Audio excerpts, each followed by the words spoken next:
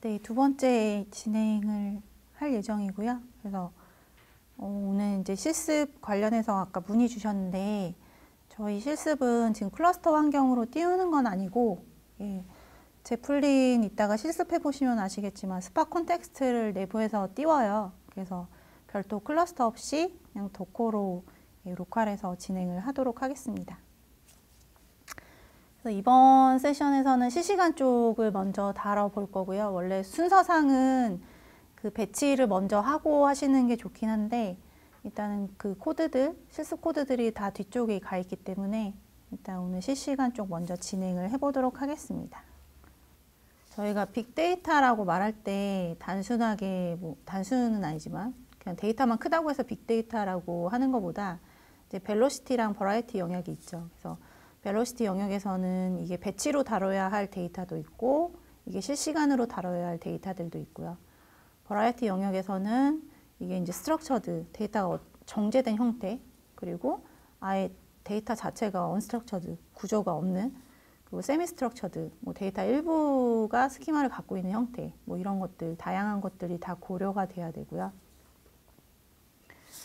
빅데이터 프로세싱을 배치, 스트리밍, 그리고 마이크로 배칭 이렇게 나눠 보면은 저희가 이제 여기서 마이크로 배칭 다시 이제 여기 오늘 주제로 다시 말씀을 드리면, 스팍 스트리밍 같은 경우에는 저희가 스트림 프로세싱이라고 표현하진 않습니다.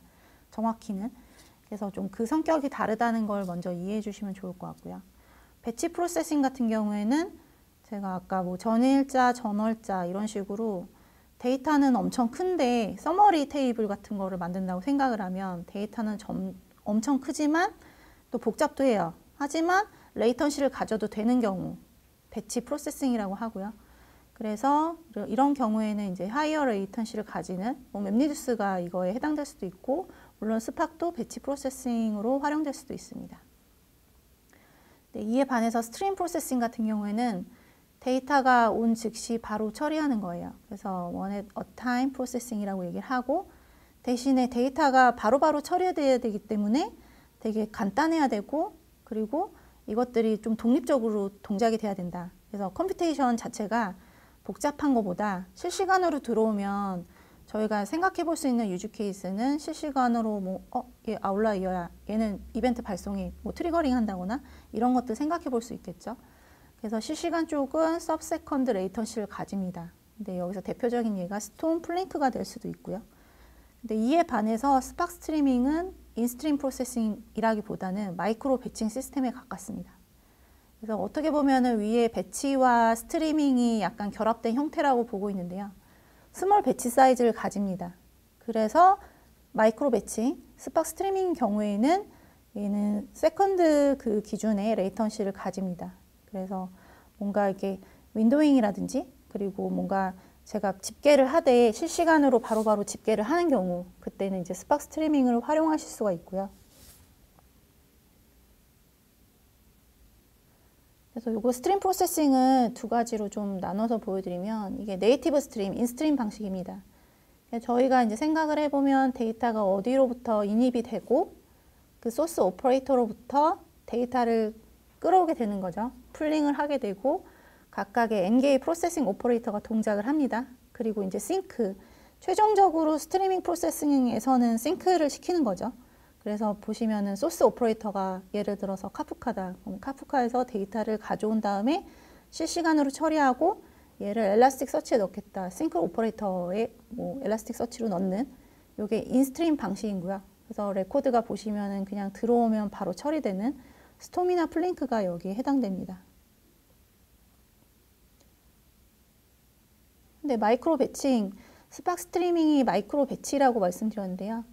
그러니까 레코드가 들어오면 그 각각의 인터페이스마다 리시버가 존재를 하고요. 예를 들면 카프카다라고 하면 카프카 리시버가 존재를 하고, 그 안에서 스트리밍 할 때 바로바로 데이터를 가져와서 처리하는 방식이 아니라 마이크로 배치 스타일, 그러니까 마이크로 배칭 스타일로 약간 레코드를 작은 배치를 가지게 됩니다. 여기서는 쇼트 배치라고 말을 한대요. 그리고 그 작은 배치를 가져와서 뒤에서 처리를 하고 싱크 오퍼레이터, 어떻게 보면 데이터를 이제 가져와서 처리하는 부분에서 앞단에 마이크로 배치를 가지느냐 아니느냐에 따라서 얘를 인스트리밍 또는 마이크로 배칭이라고 표현을 하고 있고요. 이게 이런 스트리밍 프로세싱에 대한 프레임워크들 여러 가지들이고요. 위쪽에 보이는 구름 모양이 스톰이라고 생각하시면 됩니다. 그 스팍 스트리밍이 가운데 있고 맨 오른쪽이 플링크고요. 스톰에서도 일부 마이크로 배칭을 지원을 합니다. 그래서 지금 보시면은 사실 뭐 다른 내용들보다는 일단은 얘네들이 처리하는 방식이 좀 다르다라는 거고요. 이 부분에 대해서는 뭐 enlist once나 exactly once 이런 부분은 이 자리에서는 뭐 제가 더 추가적인 설명은 드리진 않을 텐데 혹시 질문 있으시면은 카카오톡으로 남겨두시면은 제가 응답해 드리도록 하겠습니다. 그래서 여기서 말씀드리고 싶은 거는 그러니까 대부분 그 얘기 되게 많이 하세요. 실시간으로 할 건데 스팍 스트리밍으로 하면 되냐고 물어보시는 분들 되게 많으시거든요. 근데 성격 자체가 제가 아까 실시간 액세스 네트워크 분석 과제 잠깐 슬라이드로 보여드렸는데 거기서는 BDS 요건이 10초 단위의 통계 생성이었어요. 그러니까 실시간으로 데이터를 바로 처리해서 뭔가 보여주는 게 아니라 내가 10초 단위로 데이터를 다시 집계한 다음에 그거를 다시 하둡이나 엘라스틱 서치로 적재하는 그런 요건이었거든요. 그래서 스팍 스트리밍 자체는 이런 마이크로 배칭을 가진다라는 특징을 가지고 있고요. 그래서 리얼타임 컨텍스트를 보면 이게 이제 500ms 0.5초 미만인 경우 그리고 이제 3만 ms/s가 3초 뭐 이렇게 30초라고 볼 수가 있는데 보시면 스팍 스트리밍은 약간의 지연은 가지지만 레이턴시는 가지지만 집계를 해서 처리를 하기 때문에 약간의 레이턴시는 가집니다. 근데 대신에 만약 실시간으로 들어오는 거 바로바로 처리한다고 한다면 스톰이나 플링크 등을 고려하시는 게 맞고요. 이런 차이가 있다는 거를 좀 아시면 될 것 같고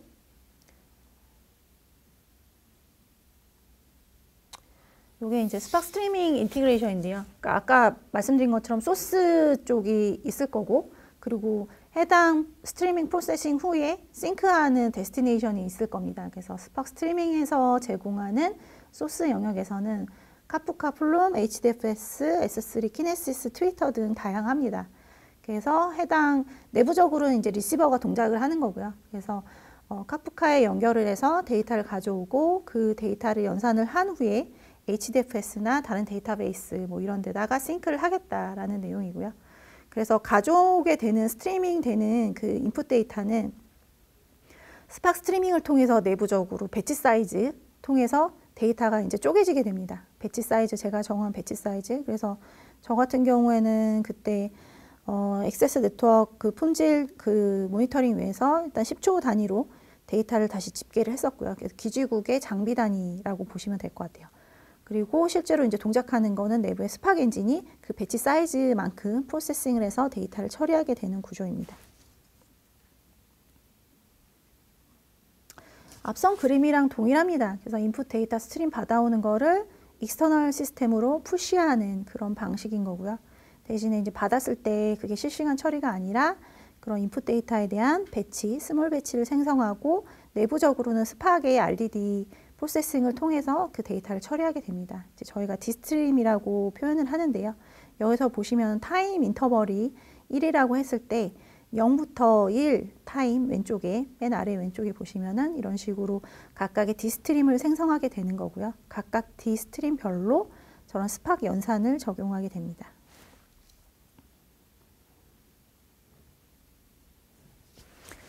코드 스니펫 이게 자세히 보이실지 모르겠지만 요게 이제 스팍 스트리밍 개발을 할 때 이런 방식으로 하고요. 사실 스트럭처드 스트리밍 같은 경우에는 데이터 프레임을 사용하기 때문에 이게 그냥 RDD 프로그래밍이라고 보시면 될 것 같습니다.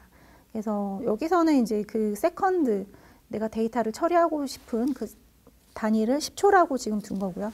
그래서 소켓으로 특정 IP 포트를 연결을 해서 그 데이터를 라인 바이 라인으로 가져올 때 10초 단위로 어그리게이션을 생성을 합니다. 그래서 워드 카운트를 지금 하는 거고요. 각각의 그런 빈출되는 그 스트림으로 받은 데이터에 대해서 각각 보시면은 여기 코드가 앞으로 계속 나올 것 같은데, 네, 그래서 여기서는 일단은 워드 맵 보시면 각각의 워드별로 매퍼 작업을 하는 거죠. 워드 카운트를 하고 실제로 이것들을 리듀스 바이 키, 그러니까 워드 아이디 기준으로 워드 단위 기준으로 이 카운트를 다 합니다. 그래서 10초 단위의 통계 생성하는 거라고 보시면 될 것 같고요. 그리고 맨 밑에 보시면 스타트랑 어웨이 터미네이션. 그러니까 스팍 스트리밍은 이 어플리케이션 성격 자체가 롱러닝 프로세스예요. 그렇게 생각이 되겠죠. 얘는 하도 클러스터에서 그냥 계속 주구장창 이 데이터만 처리하는, 왜냐하면 그래야지 실시간으로 계속 데이터 파이프라이닝이 진행이 될 거니까요. 그래서 여기서는 이제 말씀드리고 싶은 거는 이게 롱러닝 프로세스다 라고 말씀드리고 싶고요. 네. 그래서 스팍 UI 보시면 제가 이제 뒤에서 이제 실습하실 때 나올 것 같은데, 여기 스팍 스트리밍으로 하시는 경우라면 그 모니터링 대시보드, 그러니까 뭐 그거는 스팍 배치도 동일해요. 사실 모니터링 대시보드를 통해서 만약에 이렇게 모니터링 하시고 문제 해결하시는 게 가장 좋고요. 스트리밍 같은 경우에는 이런 식으로 이렇게 스트리밍 탭이 생깁니다. 그래서 스트리밍 탭 통해서 실제로 데이터가 얼마나 처리되고 있고 거기에 버틀렉이 뭐고 이런 것들 보실 수가 있는데요. 그래서 여기서 이제 튜닝을 하시거나 그리고 데이터가 밀리는, 이따가도 설명을 드리겠지만 가장 흔한 케이스가 뭐냐면 스팍 스트리밍은 개발은 어렵진 않습니다. 근데 운영하다 보면은 트러블 슈팅이나 문제가 발생되는 케이스가 많아서 그거는 이따가 다시 설명드리도록 하겠습니다. 그래서 D스트림이라고 하죠. 저희는 D스트림 프로세싱, 앞에서 한 얘기 계속 반복이에요. 그래서 X세컨즈 단위로 배치를 말고요. 내부적으로 스트림 데이터를 받으면 D스트림을 생성을 합니다. 그래서 그 매우 작아야 되고 디터미니스틱하게 배치 잡을 돌 수 있도록 하는 게 이제 D스트림의 컨셉인 거고요.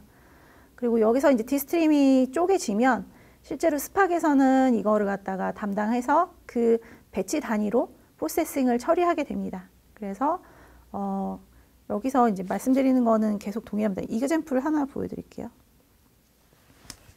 이게 보면은 이제 그 워드 카운트 태그 보시면은 저희 트위터 스트림 같은 경우에는 스팍 스트리밍에서 기본적으로 제공을 해요. 그래서 트위터 계정이랑 패스워드 요거는 테스트 해보셔도 될 것 같은데, 여기서 이제 아이디 패스워드 넣고 요거 이제 해시태그를 이제 카운트하는 이그젬플입니다. 그래서 뭐 예를 들면은 뭐 대통령 그거 할 때 트위터 태그 그거 해서 뭐 바이든으로 몇 명 뭐 이런 식으로 이렇게 태깅된 사람들 반응률 이런 걸 볼 수 있겠죠. 그런 거에 활용할 수도 있고요. 그래서 태그 정보를 가져온 다음에 여기서 보시면 일단은 초 단위로 일단은 그 값들을 가져오게 되고, 그 가져온 값을 분 단위로 해서 그 밸류를 타임 윈도우를 지금 1분으로 가져오게 됩니다. 윈도우 랭스가 지금 1인 거고요. 그리고 슬라이딩 인터벌을 가지고 그 값을 연산하게 됩니다. 그래서 뒤에서 그림에서 다시 보면 라스트 그 1분 데이터에 대한 카운트를 계속 카운트를 계속 가져오게 되는 거고요. 이때 이제 초 단위로 해서 계속 슬라이딩 되는 거고요.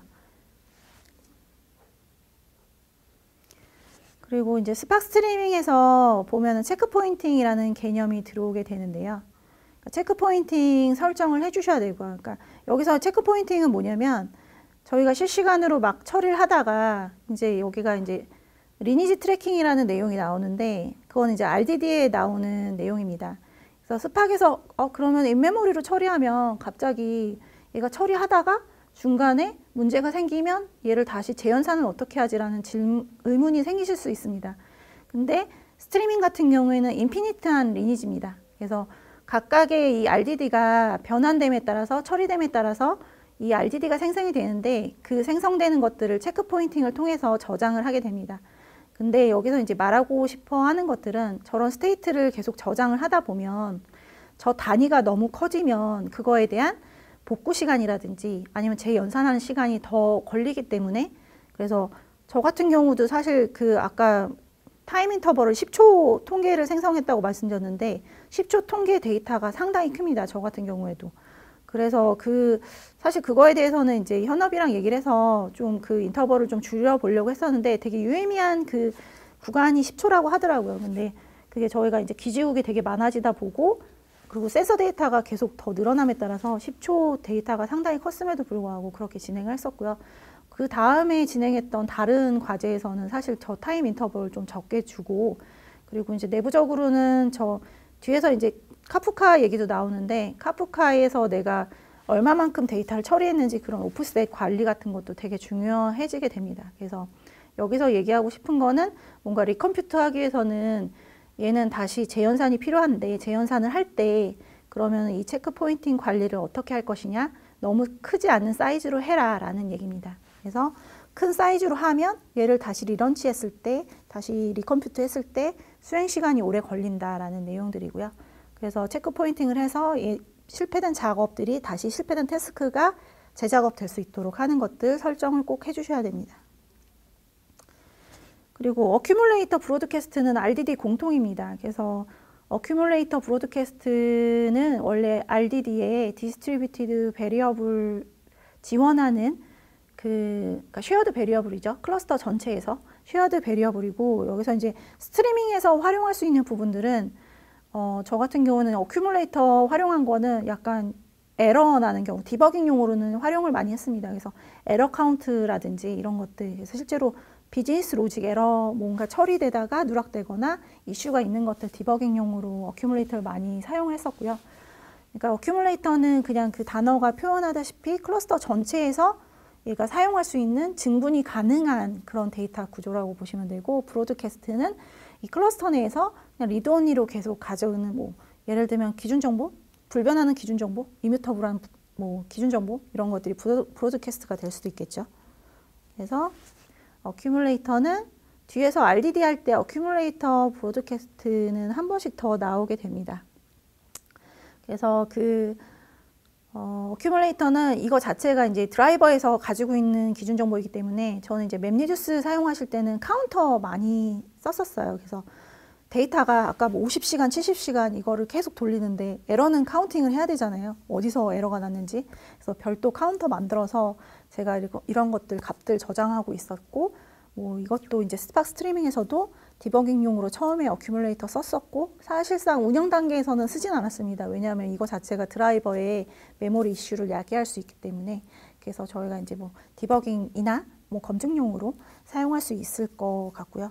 브로드캐스트는 뭐냐면 앞에 어큐뮬레이터랑 다르게 이거 자체가 그냥 라지 리드 온리 베리어블이라고 생각하시면 됩니다. 그래서 이거 자체가 그냥 모든 노드에 다 얘를 그냥 바라볼 수 있게. 그래서 뭐 예를 들면은 맵사이드 조인 같은 경우에는 룩업 테이블인데 얘를 매번 조인을 해야 돼요. 근데 얘는 매번 조인을 하지만 이거 자체를 매번 읽어서 조인하는 것보다는 그냥 한번 그냥 로딩 해놓고 얘를 갖다 그냥 조인해버리면 되는 경우, 이럴 때 활용할 수 있습니다. 근데 스팍 스트리밍 같은 경우는 주의하셔야 되는 게 롱러닝 프로세스라고 했잖아요. 그리고 이게 이제 자바 개발자분들도 계실 수도 있겠지만 JVM GC 문제가 있습니다. 그래서 가급적이면은 개인적으로는 브로드캐스트나 어큐뮬레이터를 스팍 스트리밍에 적용하시는 거는 좀 지양하셨으면 좋겠고요.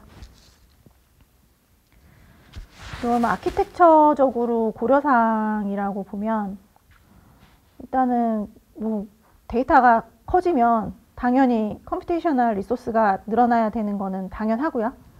그리고 스케일 아웃 아키텍처를 가지셔야 됩니다. 그래서 저 이제 앞에서 제가 액세스 네트워크 분석 사례를 말씀드렸는데, 저 같은 경우에는 경험했던 좀 이슈 중에 하나가 데이터가 갑자기 늘어나는, 기지국의 개수가 늘어나면 데이터 볼륨도 계속 늘어나겠죠. 데이터 볼륨도 늘어나는데 실시간 쪽에서, 그러니까 실시간의 어플리케이션이 좀 힘든 점이 데이터가 언제든 늘어날 수 있어요. 아까 뭐 트위터 태그도 봐도 특정 일에 트위터 태그가 갑자기 폭증할 수도 있잖아요. 그래서 그런 거에 좀 스케일러빌리티를 가지는 그런 아키텍처를 고려하셔야 되고, 그리고 분산 프로세싱 할 때 CPU나 램 이런 노드 증설이라든지 아니면은 자원의 더 확보 이런 것들 고려하셔야 되고, 그리고 폴트 톨러런트는 이제 어플리케이션마다 정책인 것 같아요. 이거를 다시 다시 재실행했을 때 페일된 작업을 어떻게 할 거냐. 어떤 어플리케이션, 액세스 네트워크 같은 경우에는 실패를 하면 저기는 실패보다는 실시간이 더 중요한 거기 때문에 실패하면 그 기존에 실패된 작업보다는 지금 들어오는 작업이 더 우선화되어 있는 거고, 제가 수행한 다른 프로젝트에서는 데이터 누락이 있으면 안 되는 경우라서 거기서는 주키퍼로 따로 관리를 했었습니다. 그래서 이러한 폴트 톨러런트를 어떻게 할 것인가가 되게 중요하고, SLA겠죠. 뭐 잡 스케줄링, 그 재수행 관련된 클러스터링 관련된 것들이 다 고려가 돼야 된다라는 내용이고요. 그럼 리얼타임 데이터 프로세싱 유즈 케이스는 실시간 모니터링도 맞는 내용이고요. 그리고 실시간 BI. 네, 실시간은 어플리케이션 좀 힘든 게 항상 뭔가 대시보드 이런 것들을 만드시더라고요. 그래서 저도 사실은 처음에는 어떻게 했었냐면 실시간 데이터 그거 모으고 스파게스QL로 BI 솔루션에다 붙여봤었어요. 근데 아까도 말씀드린 것처럼 얘는 DBMS처럼 쓸 수 있는 애가 아니거든요. 그래서 앞선 예제에서도 말씀드렸다시피 저 유즈 케이스에도 말씀드렸다시피 별도로 엘라스틱서치 쪽으로 그냥 색인 데이터 넘겨서 그쪽에서 뭔가 빠르게 좀 시각화할 수 있는 부분들 처리를 했었고, 오퍼레이션 인텔리전스 같은 경우는 CAP 엔진이라고 그러죠. 특정 조건에 트리거링 됐을 때 얘가 동작할 수 있도록 그런 뭐 알람이라든지 이런 것들 고도화하는 부분 활용될 수도 있고, 제조 라인 저도 이제 제조 쪽에 과제도 했었는데 제조 라인에서도 이런 유즈 케이스를 활용해 볼 수 있습니다. 그럼 퍼포먼스 튜닝, 아까 말씀드린 거다시피 되게 조심하셔야 되는 게 스팍 스트리밍 같은 경우에는 얘를 계속 띄워놓을 거거든요. 계속 띄워나다 보면 저희는 어떻게 했냐면 JVM 모니터링을 했어요. 드라이버 모니터링을 했었고, 드라이버가 죽으면 사실 저는 이제 하둡 위에서 스팍 스트리밍을 구동을 했었기 때문에 드라이버가 죽으면 하둡이 다시 재실행을 시켜줍니다. 근데 이제 원인을 계속 분석을 해봤을 때 그런 메모리 이슈가 되게 많았습니다. 그래서 사실은 여기서도 이제 계속 저 배치 사이즈를 어떻게 할 거냐, 만약 윈도잉이 들어간다면 윈도우 사이즈를 어떻게 할 거냐라고 얘기하는데, 뭐 0.5ms가 굿 미니멈 사이즈다, 스팍에서 말하는. 그래서 최소단은 0.5, 그 밑으로 내려가는 것보다는 0.5를 유지하면 좋을 것 같고, 그리고 일단은 10초 단위로 해서 배치 사이즈를 가져가되 점점 줄여가는 거죠. 그런 배치 사이즈를. 그리고 어떠한 타임 인터벌을 뭐 조정한다거나 아니면 컴퓨테이션 리소스를 더 추가한다거나 이러면서 버틀렉을 보셔야 됩니다. 그래서 저도 아까 힘들었다고 한 부분이 사실은 처음에 기지국 조금 할 때는 상당히 괜찮았었어요. 근데 기지국 개수 늘어나면서 그리고 그 GC 문제, 그런 메모리 이슈 뭐 이런 것 때문에 시도 때도 없이 드라이버가 죽고, 그래서 나중에는 사실 뭐 이거를 스케일 아웃하는 그 방식으로 가져갔었는데, 이러한 패러럴리즘, 병렬성을 어떻게 높이느냐를 다시 보시면 어떻게 보면 리시버에 대한 그 수를 더 늘리는 거죠. 그래서 카프카 같은 경우에는 토픽에 이제 뒤에서 카프카 잠깐 설명드릴 텐데 이거를 리파티셔닝 합니다. 리파티셔닝 해서 실제로 이것들이 더 병렬성이 높아서 지연 없이 처리될 수 있도록 항상 그 스팍 스트리밍, 스트럭처드 스트리밍도 동일해요. 항상 대시보드 띄워놓고 보셔야 되거든요. 대시보드 띄워놓고 실제로 얘가 지연이 있는지 없는지, 그리고 실시간에서 지연이 나면 이제 그 현업에서 연락 오죠. 저도 제가 서비스 오너가 아니라 저도 이제 구현해주는 사람이기 때문에 항상 이제 왜 데이터가 안 나오죠? 왜 실시간인데 왜 1시간 전 데이터만 보이죠? 이렇게 연락이 올 수 있기 때문에 그런 프로세싱이 하는 부분들을 잘 확인해 주셔야 될 것 같고요. 그리고 받은 데이터에서 병렬성을 높이는 거는 저희가 이제 리파티션, 이거는 뭐 RDD에서도 동일한데요. 그러니까 리파티션 한다는 게 처음에 이게 받은 만약 파이프가 10개라고 생각을 하면, 근데 좀 10개가 되게 헤비해요. 그러면은 제가 100개로 리파티션을 하는 거예요. 그래서 태스크를 동시에 100개가 돌 수 있도록 처리하는 뭐 그런 것들. 그러니까 가장 원천적인 거는 저 리시버의 리파티션을 통해서 터널을 많이 뚫는 것들도 중요하고요. 그리고 내부적으로 리파티션은 좀 주의를 하셔야 되는 게, 리파티션 하면 전체 데이터가 셔플링 됩니다. 그래서 이 부분 좀 고려하셔서 이런 패러리즘을 좀 조정을 하셔야 되고, 뭐 이거는 그냥 RDD 쪽에서 어그리게이션 할 때 뭐 리듀스 바이키, 그룹 바이키 쓰지 말고 리듀스 바이키로 해라, 뭐 이런 내용들이고요. 저 뭐 얘기는 좀 RDD 얘기이기 때문에, 그래서 리듀스 바이키로 하면 이거 자체가 키가 셔플링 되지 않기 때문에 그룹 바이 키보다는 더 빠르게 성능을 보일 수 있다, 뭐 그런 내용들입니다. 그리고 GC나 메모리 유세지 이런 것들 보는 것들이 되게 중요하고요. 그래서 사실은 이게 스팍 잡은 분석이나 뭐 이런 ETL 이런 것들은 그 작업이 한 번에 자원을 확 땡긴 다음에 그리고 작업이 종료하면은 그냥 끝나는 거라서 회수되는 거라서 가장 그 좀 해피한 케이스인 것 같아요. 이런 거 많이 고려 안 해도 되는데 스팍 스트리밍 같은 경우에는 GC 관리를 해주셔야 됩니다. 그래서 JVM 모니터링 하셔서 실제로 병목이 어디서 발생했는지 그런 분들을 좀 모니터링을 하셔야 될 것 같고요. 그리고 아까 이제 앞서서 이제 실시간 쪽에 가장 많이 쓰이는 그 기술, 다른 스팍이랑 같이 많이 쓰이는 게 이제 카프카인데, 카프카의 스트리밍에 대해서 잠깐 설명을 드리도록 하겠습니다.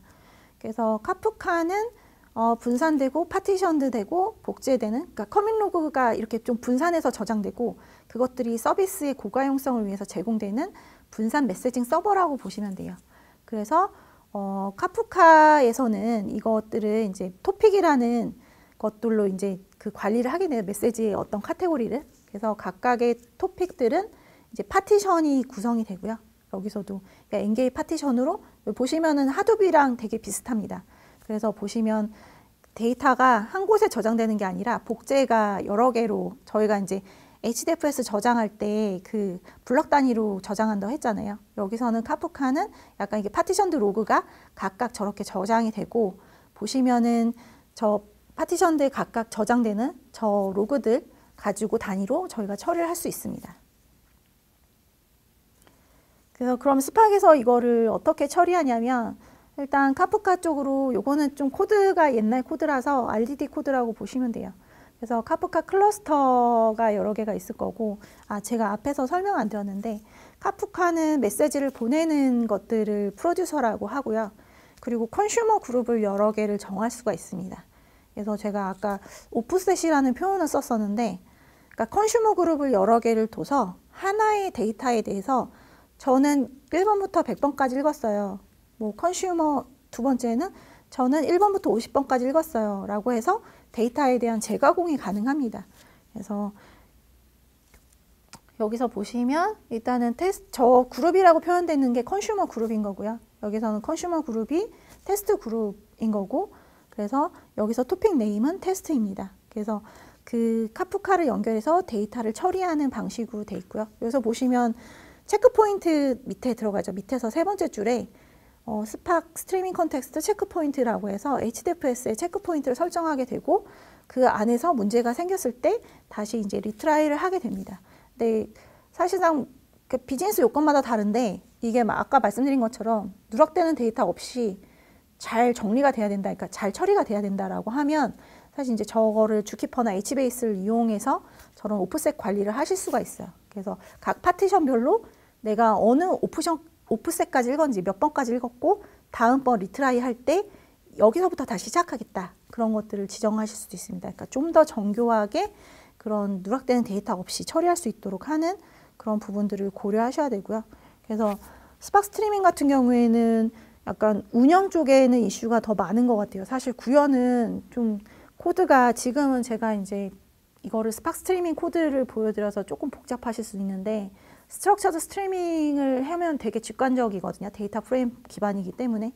그래서 사실 개발은 어렵지 않다. 하지만 운영이 많이 힘들다. 그리고 저런 SLA, 내가 저 데이터의 누락에 대해서 감수해서 실시간성을 높일 거냐, 아니면 저거에 대한 데이터 처리를 어떻게 할 거냐, 이런 부분들 고민을 하셔야 됩니다.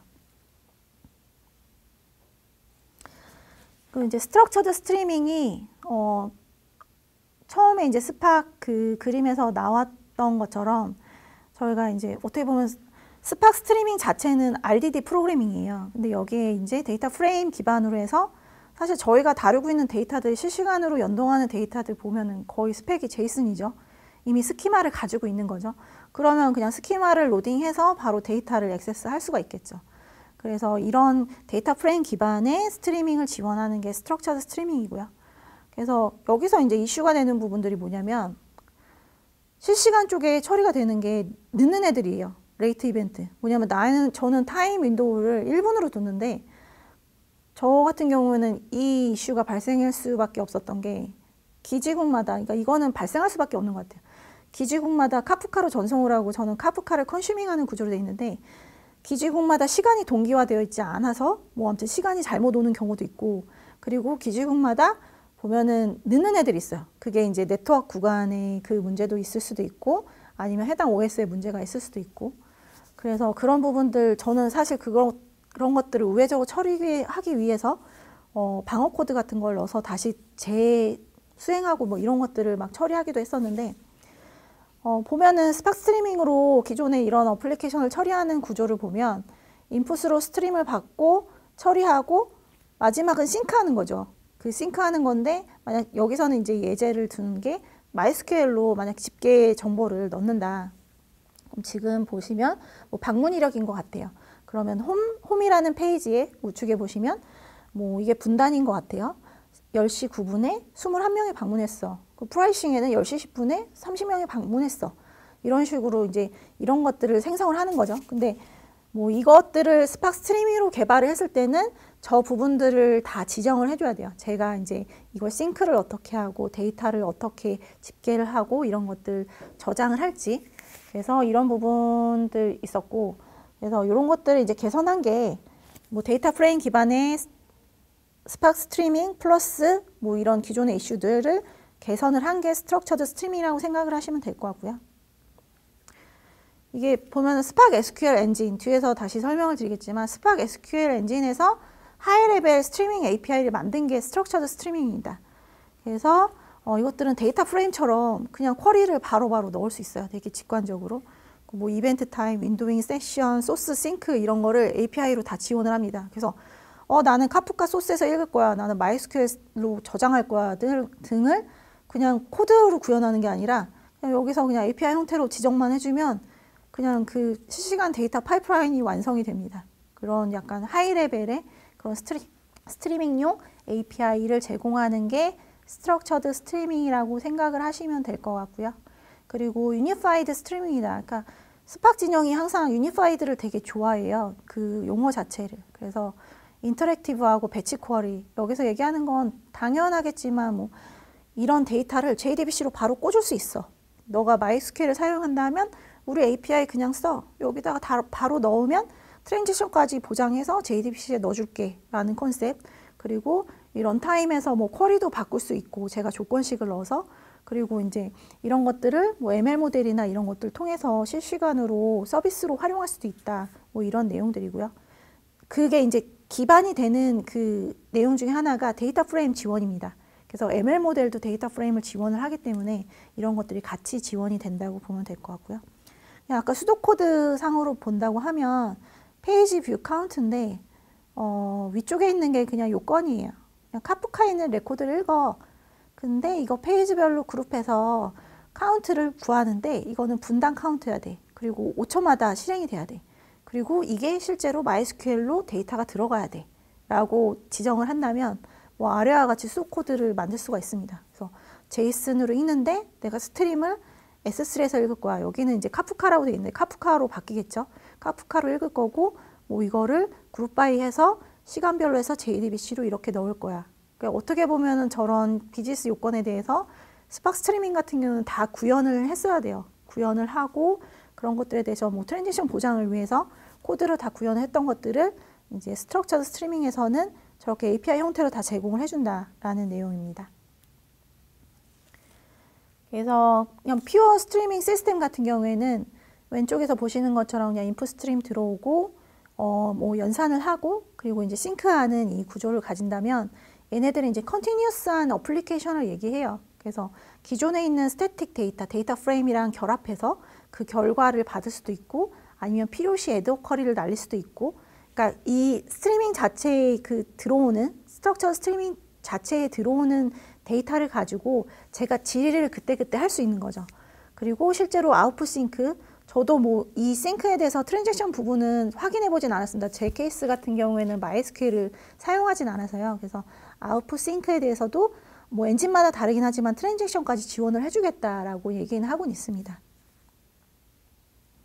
그래서 저희가 이제 맵리듀스 생각을 해보시면 매퍼 리듀서 이런 게 있죠. 그러니까 스트럭처드 스트리밍에서 해주는 거는 이거를 API 레벨에서 이걸 지원을 하겠다.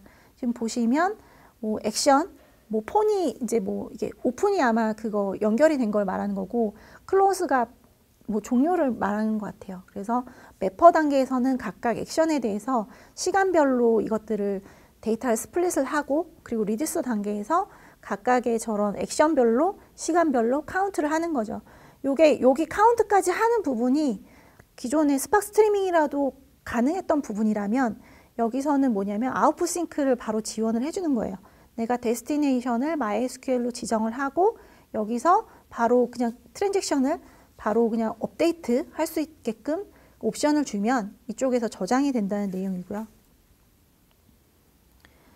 그리고 이제 윈도우 타임에 대해서 어떠한, 그러니까 이거 여기서 말하는 거는 윈도우드에 대한 그 집계들을 각각의 이런 지난 레스트 10분에 대한 이벤트 타임 컬럼을 이용해서 그런 에버리지 시그널을 구하는, 그래서 컨티뉴스하게 계속 컴퓨트를 한다는 거죠.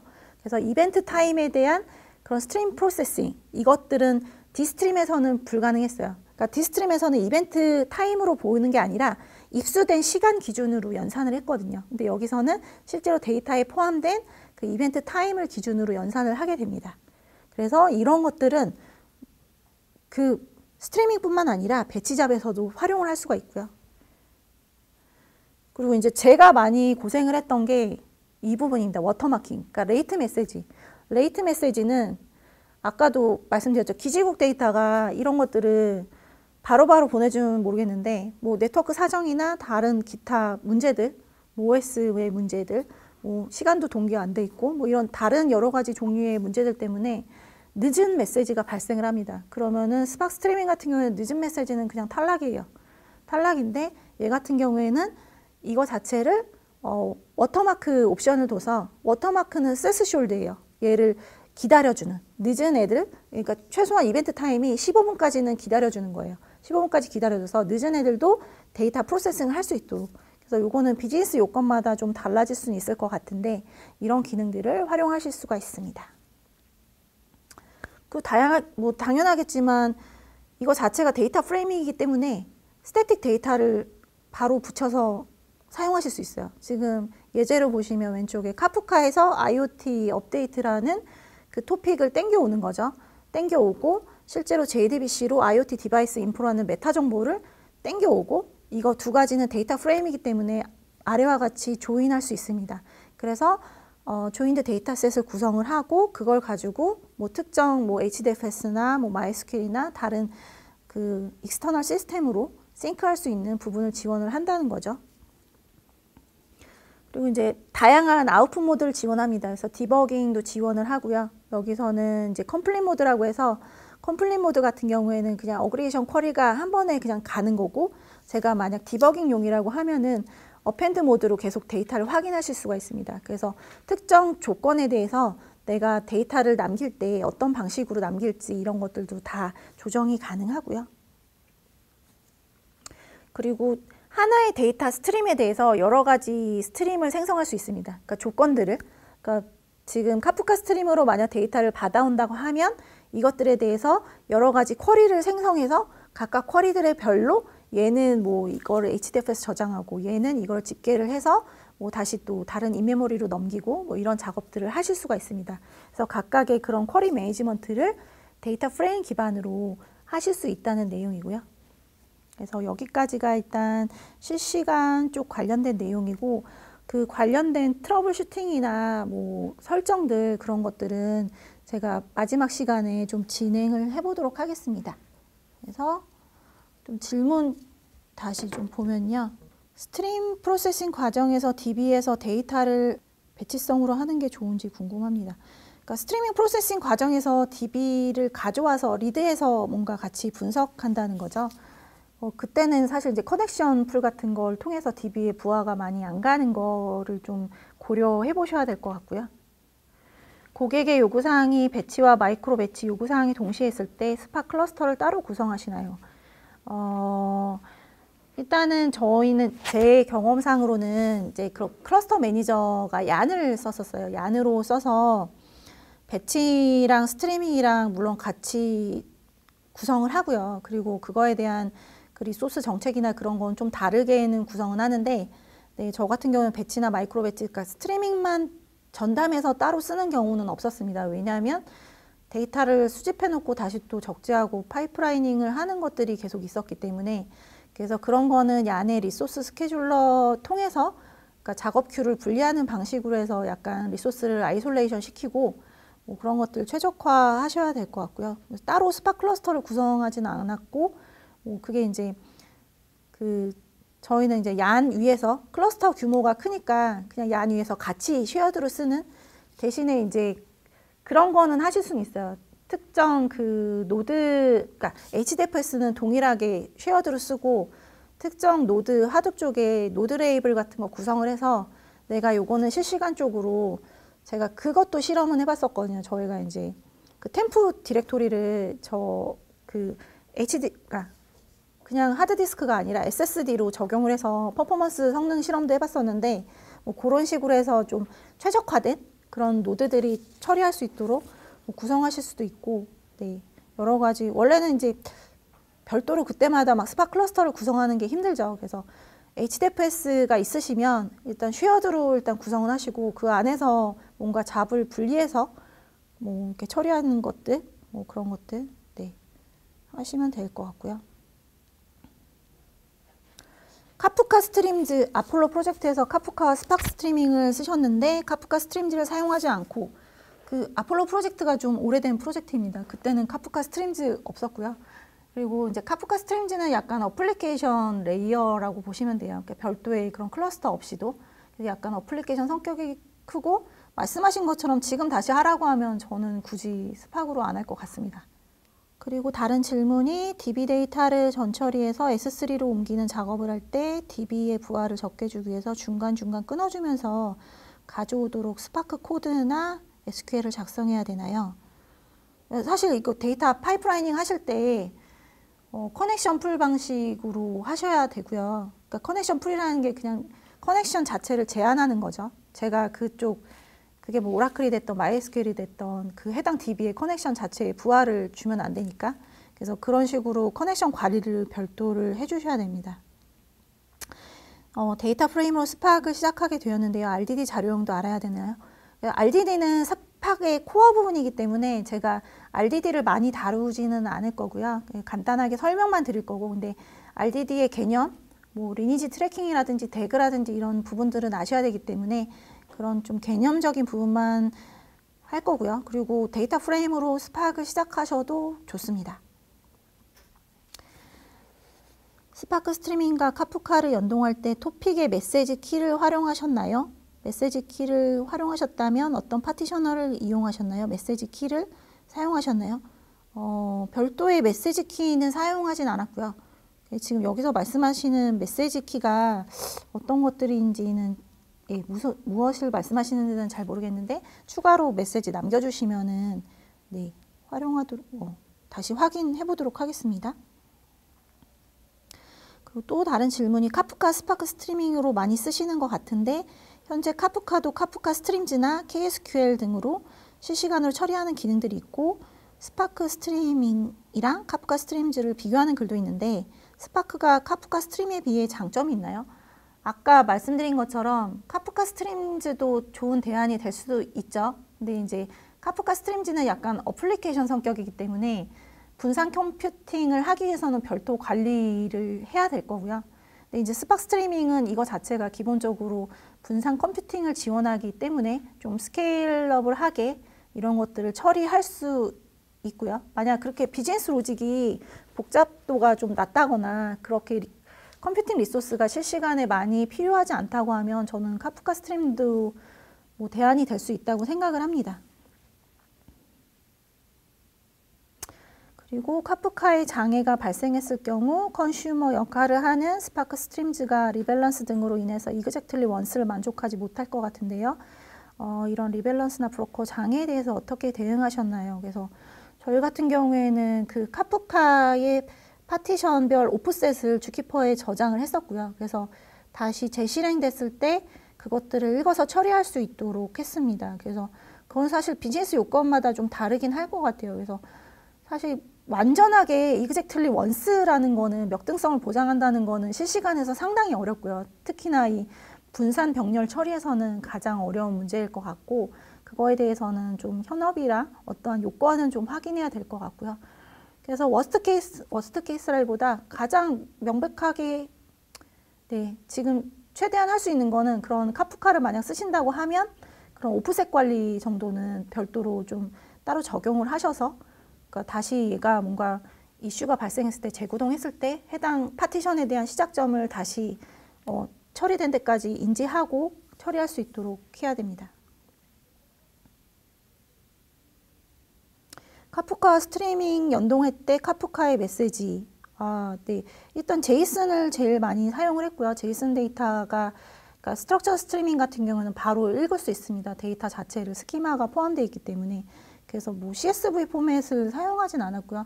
처음에 이제 스팍 스트리밍으로 처리했을 때는 그때는 데이터 프레임이 나오기 전에 저는 개발을 했었거든요. 그래서 그때는 어떻게 했냐면 RDD로 데이터 전문을 다 깠습니다. 그래서 그 순서 그 스펙이 있어요. 기지국 전문 스펙이 있어서 그 전문 스펙을 보고 몇 번째 자리에 얘는 뭐 CPU고 몇 번째 자리에 얘는 뭐 이런 식으로 정말 되게 힘들게 그런 개발을 했었고요. 요즘에는 사실 뭐 그런 실시간 이벤트 데이터들 대부분 제이슨으로 넘어오기 때문에 제이슨으로 바로 가져와서 처리를 했습니다. RDD도 HDFS 기본 블록 크기처럼 기본 크기가 있을까요? 라고 하는데 RDD의 이 기본 블록 크기라는 게 저는 이제 생각하셔야 되는 게 스팍은 컴퓨팅하는 프레임워크인 거지 HDFS의 블록 지금 말씀하시는 게 아마도 뒤에서 이제 그 실습하시거나 이제 제가 설명드릴 때 얘기가 나올 텐데 병렬성 할 때 기준이 되는 게 블럭 기반으로 해서 블럭 개수만큼 저희가 태스크가 올라가거든요. 그래서 그 블럭 기준으로 그 태스크가 올라가고 그 안에서 RDD가 생성되는 거기 때문에 RDD 사이즈에 대한 제약은 따로 없고요. 말씀하시는 거는 일단 좀 이거를 이따가 한번 수업을 좀 더 들어보시면서 실습해 보시면서 좀 익히시는 게 좋을 것 같습니다.